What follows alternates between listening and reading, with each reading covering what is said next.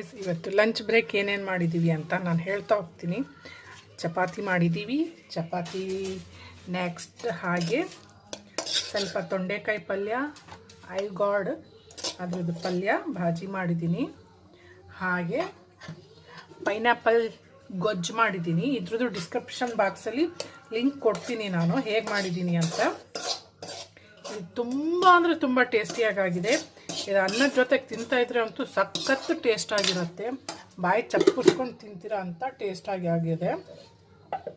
ಹಾಗೆ ನೆಕ್ಸ್ಟ್ ಹಾಗೆ ಜಿಂಜರ್ ಚಟ್ನಿ, ಇಲ್ಲಿ ನೋಡಿ ಜಿಂಜರ್ ಚಟ್ನಿ,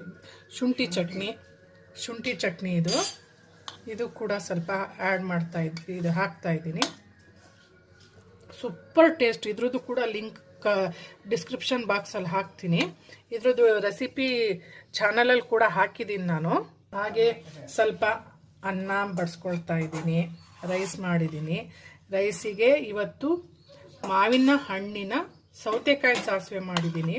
ಇದ್ರದ್ದು ಕೂಡ ಡಿಸ್ಕ್ರಿಪ್ಷನ್ ಬಾಕ್ಸಲ್ಲಿ ನಾನು ಲಿಂಕ್ ಹಾಕ್ತೀನಿ. ತುಂಬ ಅಂದರೆ ಸಾಂಬಾರು ಮತ್ತು ಏನೇ ಇರಲಿ ಮಾಡ್ಕೊಳಕ್ಕೆ ಬೇಜಾರಾದಾಗ ಕ್ವಿಕ್ ರೆಸಿಪಿ ಸೂಪರಾಗಿ ಆಗುತ್ತೆ ಇದು. ನಾನು ಇದು ಡಿಸ್ಕ್ರಿಪ್ಷನ್ ಬಾಕ್ಸಲ್ಲಿ ಮಾವಿನ ಹಣ್ಣಿನ ಸೌತೆಕಾಯಿ ಸಾಸಿವೆ ಲಿಂಕ್ ಕೊಡ್ತೀನಿ, ನಾನು ಹಾಕಿರ್ತೀನಿ.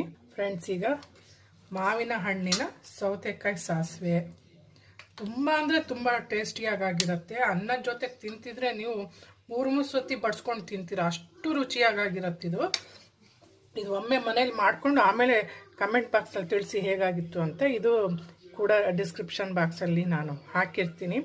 ಇವತ್ತಿನ ಲಂಚ್ ರೆಸಿಪಿ ಇಷ್ಟೇ, ಸಿಂಪಲ್. ಓಕೆ, ಬಾಯ್.